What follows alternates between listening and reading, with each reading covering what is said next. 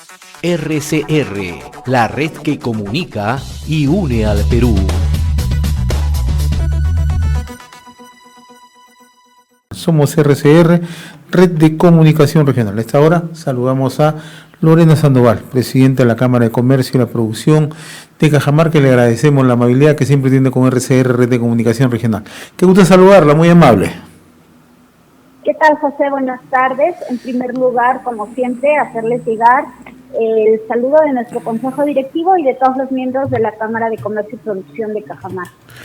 Sin lugar a dudas, resulta importante conocer la opinión de los principales gremios en el interior del país, y en el caso de Cajamarca no cabe duda que la Cámara de Comercio y la Producción justamente reúne, ¿no?, a un conjunto de empresarios, ¿no?, y que sobre todo en esta situación entiendo que hay un punto de vista, hay una opinión respecto al reciente proceso electoral, ¿no?, al pase de segunda vuelta tanto de Pedro Castillo Terrones como el caso de Keiko Fujimori. Me gustaría conocer sus primeras impresiones, por favor.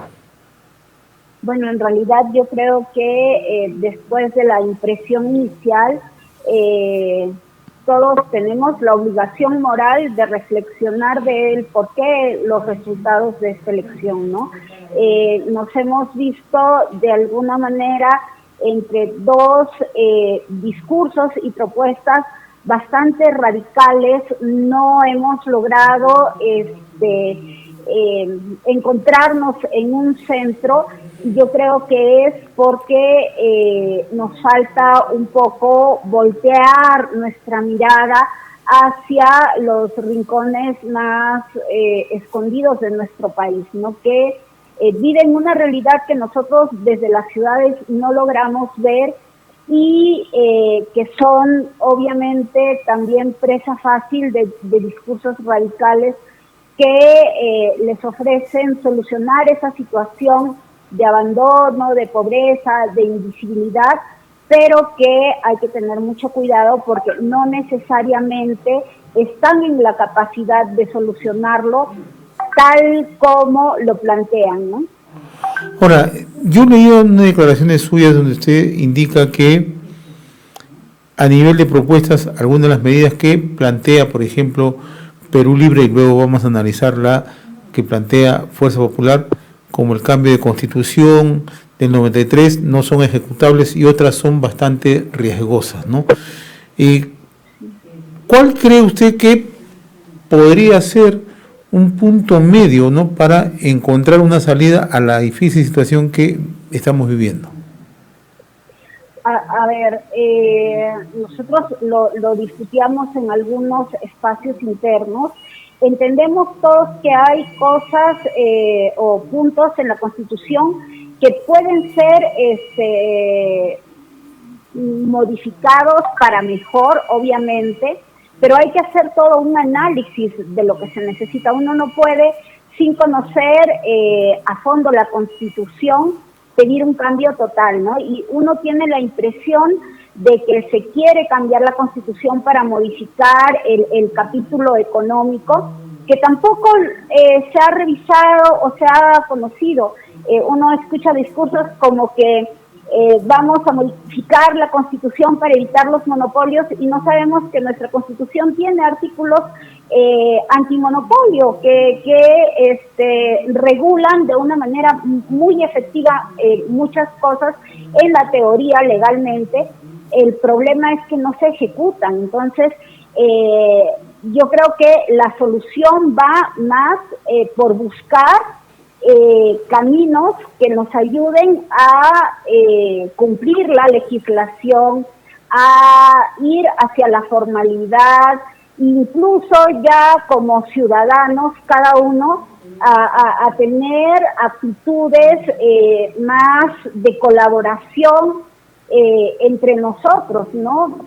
Queremos que el Estado peruano, el Estado somos todos, que el gobierno nos solucione el problema, pero en el tema específico de esta pandemia, por ejemplo, ¿no? Queremos camas UCI, queremos oxígeno, queremos medicina, queremos un montón de cosas, pero no queremos dejar de ir a la fiesta COVID en la noche, contagiarnos y regresar a nuestra casa con el virus y afectar a nuestros ancianos. Entonces, necesitamos también entender como ciudadanos que todos los derechos también conllevan responsabilidades y yo creo que un cambio en este sentido que tenemos que pedir como sociedad es que haya un cambio a la ley de partidos políticos que sancione a los partidos que no hacen un buen análisis de sus candidatos y que terminan llevando al Congreso, a los gobiernos regionales o a los gobiernos locales, a personas que no tienen las capacidades, que no tienen las competencias, pero que peor que eso, a veces solamente van por un interés particular y muchas veces ya con procesos judiciales que están en cursos por malos comportamientos que a veces como ciudadanos no lo vemos, ¿no? O sea, yo pensaba, ¿cómo voy a votar por un candidato al Congreso que no es capaz de cumplir con la manutención de su familia? Si no puede cumplir con lo básico, con lo mínimo que es darle la atención a los hijos que él engendró y que tiene que ir a un juicio por ese tema, ¿cómo va a cuidar de mí como ciudadano alguien a quien no conoce? ¿Cómo le voy a importar, no? Entonces, yo creo que sí hay un trabajo que hacer, pero no concuerdo con estos discursos radicales que por mi experiencia personal desde Cajamarca sé que no funcionan. Ahora, un tema central usted ha abordado, ¿no? El tema que tiene que ver con la economía, ¿no? Y naturalmente cuando se hacen anuncios, ¿no?, de un presupuesto 10% para el sector educación, algo similar para el sector salud, pero lo cierto es que eso se maneja justamente con un equilibrio económico y además teniendo los recursos suficientes, ¿no? En el caso particular, ustedes desde Cajamarca, ¿no?, que además es una región, ¿no?, que tiene, digamos, entre sus principales recursos la minería, ¿no? ¿Le preocupa la postura que adopta Pedro Castillo?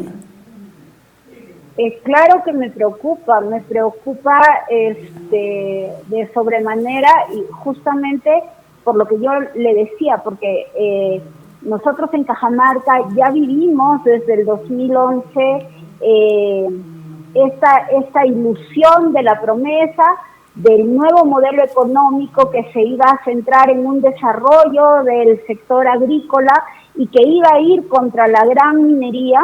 ¿Y cuál fue el resultado en Cajamarca?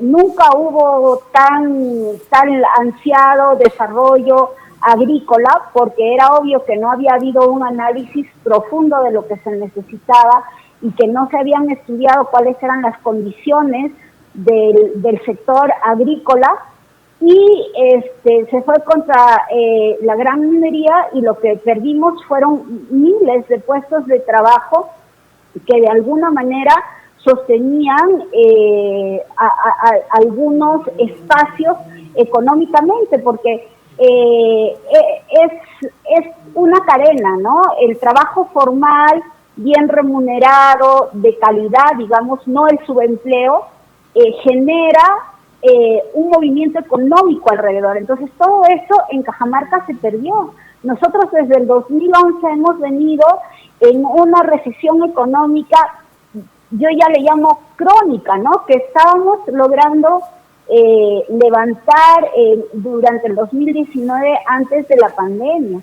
Ninguna de las ofertas radicales que se nos propusieron tuvieron ningún resultado y es fácil de verificar.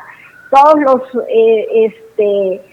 cualquier ciudadano puede ingresar a los reportes del BCR, puede ingresar a las páginas públicas donde está la información y se encontrará que después de 8 años de un gobierno con propuestas radicales como las del señor Pedro Castillo, ¿qué es lo que tiene Cajamarca? Las mayores índices de trabajo informal, mayor índice de subempleo, los mayores índices de pobreza, los menores índices de competitividad, el menor índice de comprensión lectora, el menor índice de comprensión matemática.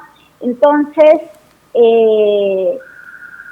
yo creo que las cosas se prueban en la cancha, ¿no es cierto? Entonces, Cajamarca ha sido, aunque el Perú no lo vea, un mini laboratorio para ver si es que estas propuestas radicales funcionaban. Y no funcionaron. Si hubiesen funcionado, Cajamarca en este momento sería una potencia agrícola y los niveles de pobreza no serían los que vivimos en este momento, ¿no? Esa es la visión por el lado de Pedro Castillo de acuerdo a su propuesta. Por el lado de Fuerza Popular, ¿qué es lo que espera el empresariado, ¿no? Y naturalmente en Cajamarca, ¿qué es lo que se espera, no?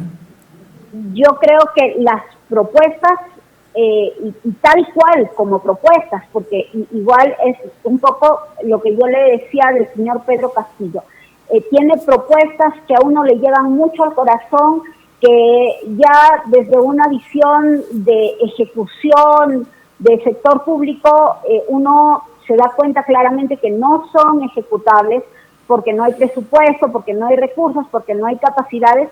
En la misma lógica, el plan y las propuestas de la señora Keiko Fujimori son de alguna manera mucho mejor estructuradas, más de alguna manera se ve que tienen mejor posibilidad de llevarse a la práctica, pero también tenemos que ser, estar alertas, porque el problema con la señora Keiko Fujimori no son sus propuestas, sino es el modo de accionar que ella ha tenido y que muchas personas de su bancada y gente que la rodea ha tenido, ¿no? Que en muchos momentos críticos para nuestro país no han demostrado un amor por la patria y más bien han demostrado de alguna manera unas ganas de llenar su ego y un interés particular, y eso es algo que la señora Keiko tiene que asumir, sincerar y hacer una promesa no solamente al pueblo peruano, sino a ella misma, de corregir si es que quiere ganar las elecciones, ¿no? Porque yo creo que en el Perú no conocen mucho ni las propuestas ni el modo de actuar de este sector radical de Pedro Castillo, pero sí han visto y han palpado el actuar de la señora Keiko Fujimori, y muchos de nosotros también sentimos que es parte de su responsabilidad de que estemos en este momento, en estas circunstancias.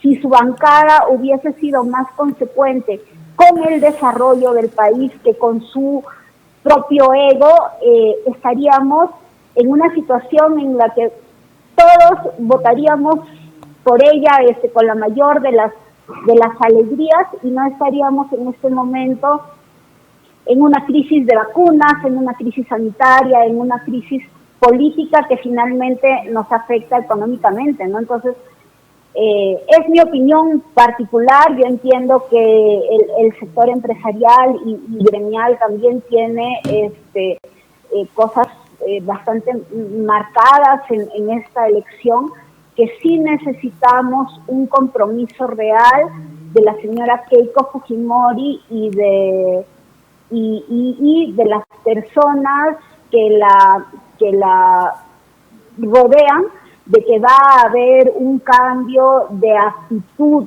que pueda ayudar a desarrollar a nuestro país, ¿no? Ahora, es situación bastante compleja la que usted describe, señora Sandoval, ¿no? porque en ambos lados se genera justamente esas dudas, esa incertidumbre, ¿no? En ese sentido, el gremio empresarial, ¿no?, los representantes de las distintas cámaras en el Perú estarían dispuestos justamente a escuchar de una manera transparente las dos propuestas a fin, ¿no?, de tabular y sobre todo, ¿no?, conocer cuál es el horizonte que nos espera. Sí, definitivamente nosotros, y eso es algo que, bueno, yo estoy palpando últimamente. Nosotros tenemos a nivel nacional dos grandes gremios. Uno es Perú Cámaras, que asocia a todas las cámaras de comercio nacionales, y el otro que no es muy querido y que realmente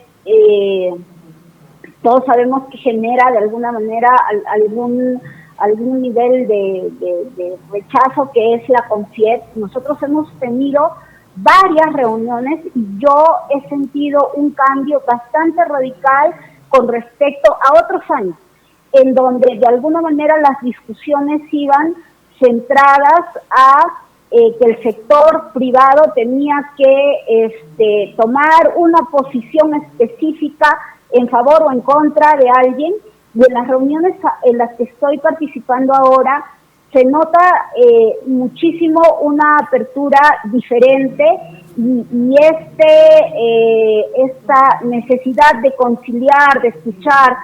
Nosotros tuvimos ayer o antes de ayer una reunión con Oscar Caicho, que es el nuevo presidente de la CONFIEP, y él mismo nos decía, no podemos tomar posición ni por uno ni por el otro. Escuchemos propuestas, pongámonos a disposición del que sea el ganador, tendamos puentes y pongamos todos nuestros recursos a disposición de el ganador para poder sacar adelante a nuestro país, ¿no? Entonces, a mí sí me ha gustado muchísimo esa nueva posición de la CONFIEP. Y bueno, la posición de Carlos Durán desde hace años que trabaja en Perú Cámara siempre ha sido esa, ¿no? Aquí estamos todos trabajando para el desarrollo de nuestro país y hay que poner todos el hombro. RCR, la red que comunica y une al Perú.